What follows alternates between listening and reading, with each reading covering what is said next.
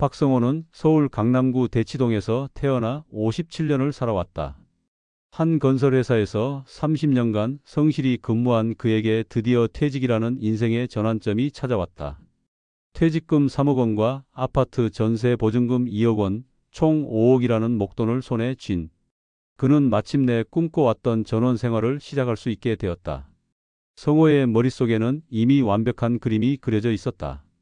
푸른 산 아래 자리 잡은 하얀 전원주택, 집 앞마당에서 자라는 상추와 토마토, 저녁 무렵 마당에서 바라보는 붉은 석양. 도시의 매연과 소음에 지친 그에게는 더없이 매력적인 미래였다. 성호는 밤마다 인터넷을 뒤졌다. 그리고 마침내 그의 눈에 들어온 것이 있었다. 경기도 양평 전원주택 매매 마이너스 2억 5천만 원. 사진 속 집은 그가 꿈꾸던 모든 것을 갖추고 있었다. 나무 울타리로 둘러싸인 넓은 마당, 깔끔한 외관의 2층 주택, 그리고 뒤편으로 펼쳐진 산자락. 중개업자는 마치 기다렸다는 듯 친절하게 응답했다. 집은 3년 전에 지어졌고 이전 거주자가 사정상 급매로 내놓은 것이라고 했다. 성호는 의심 없이 그 말을 믿었다. 양평으로 향하는 차 안에서 성호는 들떠 있었다. 아내 미경은 옆자리에서 조용했지만 성호는 그것을 기대감 때문이라고 생각했다. 사실 미경은 처음부터 이 계획을 반대했었다. 하지만 성호의 강한 의지에 더 이상 반박할 힘이 없었던 것이다. 집에 도착한 순간 성호는 확신했다. 이곳이 바로 자신이 찾던 천국이라고. 성호는 그 자리에서 계약서에 서명했다. 미경이 몇 번 망설이는 눈치를 보였지만 성호는 그녀의 우려를 단숨에 날려버렸다. 한 달 후 이사 트럭이 양평의 새 집 앞에 도착했다. 성호는 마치 새로운 왕국에 도착한 왕처럼 기분이 좋았다. 짐을 정리하며 그는 이미 내년 봄에 심을 작물들을 계획하고 있었다. 10월 말 양평에 첫 추위가 찾아왔다. 성호는 당연하게 보일러를 가동했다. 그런데 이상했다. 난방비가 도시에서 살던 때보다 2배나 나온 것이다. 11월이 되자 보일러가 자주 꺼졌다. AS 기사를 불렀더니 그는 고개를 저으며 충격적인 사실을 알려주었다. 보일러가 문제가 아니라 집 자체의 단열이 문제라는 것이었다. 3년 전에 지었다고 하셨는데 단열재를 제대로 시공하지 않은 것 같다고 했다. 성호는 당황했다. 겨울이 본격적으로 시작되지도 않았는데 난방비가 한 달에 50만 원씩 나왔다. 서울에서 살 때는 관리비 포함해서 30만 원 정도였는데 이곳에서는 난방비만으로도 그보다 많이 나오는 것이었다. 12월이 되자 더 큰 재앙이 기다리고 있었다. 수도관이 얼어터진 것이다. 아침에 일어나 보니 부엌 바닥이 물바다가 되어 있었다. 급히 배관공을 불렀더니 출장비만 20만 원이라고 했다. 수리비까지 합치면 200만 원이었다. 그해 겨울 성호는 매일 밤 보일러실을 들여다보며 걱정해야 했다. 밤에 보일러가 꺼지면 다음날 아침 수도가 얼어터질 수 있었기 때문이다. 그는 점점 잠을 제대로 못 이루기 시작했다. 겨울이 지나고 난방비를 계산해 보니 충격적인 결과가 나왔다. 4개월간 300만 원이 넘게 나온 것이다. 봄이 되자 성호는 안도했다. 그리고 드디어 꿈꿔왔던 텃밭 가꾸기에 본격적으로 나섰다. 3월부터 성호는 매일 마당으로 나갔다. 겨울 동안 얼어있던 땅을 파기 시작했다. 그런데 생각보다 훨씬 힘들었다. 서울에서 책상 앞에만 앉아있던 57세의 몸에게 삽질은 고역이었다. 1시간만 일해도 허리가 끊어질 것 같았고 손에는 물집이 잡혔다. 하지만 성호는 포기하지 않았다. 4월 중순 성호는 상추와 배추 그리고 토마토 모종을 정성스럽게 심었다. 매일 물을 주고 잡초를 뽑으며 정성을 기울였다. 그런데 5월이 되자 이상한 일이 벌어졌다. 심은 채소들이 자라지 않는 것이었다. 상추는 누렇게 시들고 토마토는 꽃도 제대로 피지 않았다. 근처 농업기술센터에 문의했더니 담당자가 와서 흙을 검사해 본 결과는 충격적이었다. 토양의 산성도가 너무 높고 영양분이 거의 없다는 것이었다. 토양 개량을 위해서는 석회를 뿌리고 퇴비를 넣고 최소 2년은 기다려야 한다고 했다. 성호가 그토록 기대했던 올해 가을 수확은 물 건너간 것이었다. 성호는 혼자 해결할 수 없는 문제들이 계속 쌓여가자 이웃들의 도움이 절실하다는 것을 깨달았다. 용기를 내어 옆집을 찾아갔다. 60대 중반으로 보이는 김씨 부부가 살고 있었다. 성호는 정중하게 인사를 드리며 토양 개량에 대한 조언을 구했다. 김 씨는 처음에는 친절하게 응답했다. 몇 가지 조언을 해주고 농협에 가면 필요한 것들을 살 수 있다고 알려주었다. 하지만 며칠 후 김 씨가 성호를 찾아왔다. 모내기를 도와달라는 부탁이었다. 성호는 기꺼이 응했다. 이웃 간의 품앗이라고 생각했기 때문이다. 하지만 모내기는 생각보다 훨씬 힘들었다. 논바닥에 무릎까지 빠진 채로 하루 종일 허리를 굽히고 일해야 했다. 성호는 2시간도 채 못 버티고 주저앉았다. 허리와 무릎에 극심한 통증이 왔다. 김 씨의 표정이 싸늘하게 변했다. 역시 도시 사람은 농사일에는 쓸모가 없다는 표정이었다. 며칠 후 김 씨가 다시 찾아왔다. 이번에는 서울에 올라갈 일이 있으면 농자재를 좀 사다 달라는 부탁이었다. 성호는 흔쾌히 승낙했다. 그리고 실제로 김 씨가 부탁한 농약과 비료를 사서 내려갔다. 20만 원어치였다. 그런데 김 씨는 대금을 지불하지 않았다. 나중에 주겠다고 했다. 한 달이 지나도 김 씨는 돈을 주지 않았다. 성호가 조심스럽게 언급하자 김 씨는 불쾌한 표정을 지었다. 이웃 간에 그런 걸 따지냐며 속 좁다고 했다. 성호는 더 이상 말할 수 없었다. 그 후로 여러 이웃들이 비슷한 부탁들을 해왔다. 서울에서 물건 사다 달라, 차를 빌려달라, 농사일 도와달라. 처음에는 이웃 간의 정이라고 생각했지만 점점 일방적인 요구라는 것을 깨달았다. 성호가 부탁을 거절하기 시작하자 이웃들의 시선이 차갑게 변했다. 가장 충격적이었던 것은 마을회관에서 열린 반상회에서였다. 성호가 마을 환경 개선에 대한 의견을 제시하자 한 노인이 대놓고 말했다. 도시에서 내려온 사람이 뭘 안다고 이래라 저래라 하냐고. 그 순간 성호는 깨달았다. 자신이 이 마을에서 영원한 이방인이라는 것을. 농사를 포기할 수 없었던 성호는 농업기술센터에서 운영하는 기농교육 프로그램에 등록했다. 매주 토요일마다 이론 교육과 실습을 병행했다. 하지만 실습 시간은 성호에게 고통의 시간이었다. 20-30대 젊은 기농인들은 거뜬히 해내는 일들을 57세의 성호는 따라갈 수 없었다. 특히 힘든 것은 자신의 한계를 인정하는 것이었다. 삽질을 하면 허리가 아팠고 무거운 것을 들면 손목이 아팠다.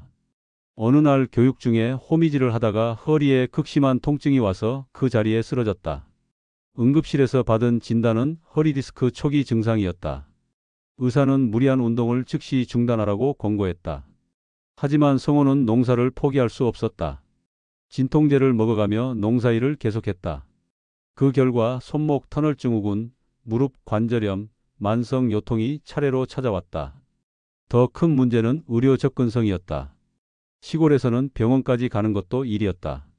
차로 30분은 가야 했고 대중교통은 하루에 몇 번밖에 없었다. 1년이 지나자 성호의 가게는 완전히 틀어져 있었다. 농사는 실패했고 집 수리비로 이미 1,000만 원 이상이 들어갔다. 특히 예상치 못한 지출들이 계속 생겼다. 정화조 청소비, 보일러 교체비, 지붕 수리비, 방충망 교체비 등등. 도시의 아파트에서는 관리사무소에서 알아서 해주던 일들을 모두 개별적으로 해결해야 했다. 게다가 시골에서는 모든 것이 비쌌다. 수리업체는 출장비를 별도로 받았고 부품을 구하기도 어려웠다. 간단한 수리도 서울의 2배 이상 비용이 들었다. 생활비도 만만치 않았다. 장을 보려면 차로 30분은 나가야 했고 기름값이 만만치 않았다. 성호는 1년 결산을 해보고 충격을 받았다. 집값 2억 5천만 원에 각종 수리비와 생활비까지 합치면 거의 4억에 가까운 돈이 들어간 것이었다. 퇴직금과 전세 보증금으로 시작했던 5억이 벌써 바닥을 드러내고 있었다. 수입은 전혀 없었다. 농사는 실패했고 시골에서 할 수 있는 일거리도 없었다. 가장 힘든 것은 가족 관계의 변화였다. 미경은 시골 생활에 전혀 적응하지 못했다. 서울에서는 걸어서 5분이면 갈 수 있던 마트나 병원이 이곳에서는 차로 30분을 가야 했다. 문화시설은 아예 없었다. 더 큰 문제는 사회적 고립이었다. 서울에서 미경에게는 20년 넘게 사귄 친구들이 있었지만 이곳에서는 나이 비슷한 여성들과 대화가 통하지 않았다. 미경은 점점 우울해졌다. 하루 종일 집에만 있으면서 TV를 보거나 핸드폰만 들여다보았다. 성호가 농사일에서 돌아와도 대화가 없었다. 더 심각한 것은 자녀들의 반응이었다. 대학생인 큰딸과 고등학생인 둘째 아들은 처음에는 주말마다 양평에 내려왔다. 하지만 시골에는 그들이 할 수 있는 것이 아무것도 없었다. 결국 아이들은 서울에 있는 친척 집에 머물며 학교를 다니기 시작했다. 가족이 사실상 해체된 것이었다. 2년째가 되자 성호의 상황은 더욱 나빠졌다.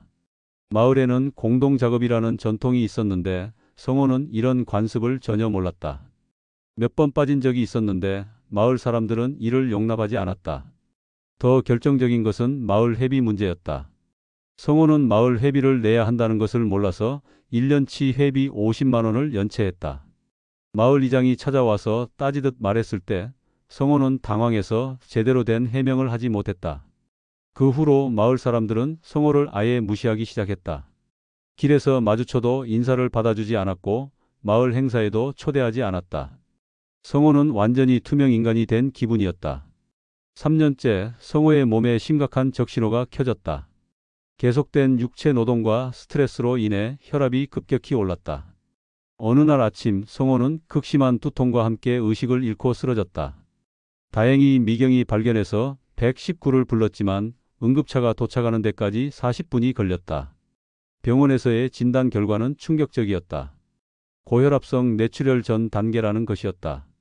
의사는 절대 안정을 취하라고 했다. 무거운 것을 들거나 격렬한 운동은 절대 금물이라고 했다. 이는 곧 농사를 완전히 포기해야 한다는 의미였다.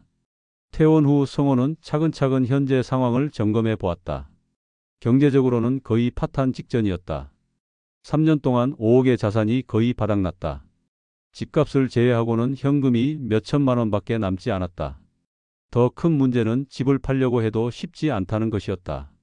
3년 동안 살면서 집의 문제점들이 속속 드러났다. 부동산 중개업소에 문의해보니 현재 시세로는 1억 8천만 원 정도라고 했다.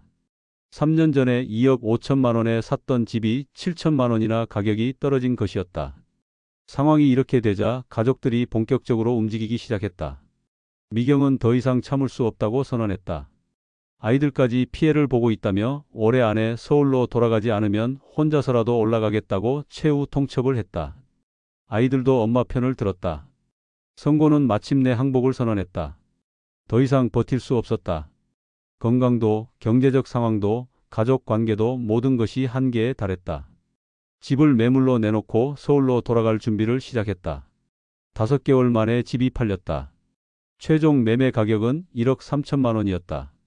3년 전 2억 5천만 원에 산 집을 1억 2천만 원 손해보고 판 것이었다. 서울로 돌아온 성호 가족이 마주한 현실은 더욱 절망적이었다. 3년 사이 서울의 집값은 천정부지로 올랐다. 예전에 살던 동네의 전세가는 3억을 넘어섰다. 결국 경기도 외곽의 낡은 빌라를 전세로 구했다. 보증금 8천만 원짜리 반지하 빌라였다. 더 큰 문제는 일자리였다. 60세가 된 성호를 고용하려는 곳은 많지 않았다. 결국 경비 일자리를 구했다. 월급 200만 원, 야간 근무가 포함된 힘든 일이었다. 미경도 마트에서 캐셔 일을 시작했다. 성호는 매일 밤 경비실에서 근무하며 지난 3년을 되돌아보았다. 첫 번째 실수는 충분한 준비 없이 감정적으로 결정한 것이었다. 두 번째 실수는 가족의 의견을 충분히 듣지 않은 것이었다. 세 번째 실수는 자신의 능력을 과대평가한 것이었다. 네 번째 실수는 시골의 인간관계를 잘못 이해한 것이었다. 마지막으로 가장 큰 실수는 경제적 계획의 부실이었다. 현재 성호는 62세가 되었다. 여전히 경비 일을 하고 있지만 건강이 예전만 못해서 언제까지 일할 수 있을지 걱정이다. 경제적으로는 조금씩 회복하고 있지만 예전 수준으로 회복하려면 아직 10년은 더 걸릴 것 같다. 건강은 더욱 악화되었다. 고혈압 약은 평생 먹어야 하고 허리와 무릎도 자주 아픈다. 하지만 가족 관계는 많이 회복되었다. 큰딸은 취업을 했고 둘째는 대학에서 성실히 공부하고 있다. 미경과도 예전만큼은 아니지만 대화가 늘었다. 성호는 가끔 양평 시절을 떠올린다. 후회되는 것은 맞지만 그 경험이 가족들을 더욱 소중하게 만들어준 것은 확실하다. 성호는 귀촌을 꿈꾸는 사람들에게 이렇게 말한다. 귀촌을 포기하라는 것이 아니다. 다만 현실을 제대로 알고 준비하라는 것이다. 만약 정말로 시골에서 살고 싶다면 최소 3년은 준비해야 한다. 그리고 경제적으로 충분한 여유를 확보한 후에 시도해야 한다. 무엇보다 가족의 동의가 가장 중요하다. 혼자만의 꿈이어서는 절대 성공할 수 없다. 30년 동안 모은 재산의 거의 절반을 3년 만에 날린 성호의 이야기는 여기서 끝난다. 꿈을 꾸는 것은 좋다. 하지만 그 꿈이 악몽이 되지 않도록 현실을 제대로 보고 충분히 준비해야 한다는 것이 성호가 전하는 마지막 메시지다.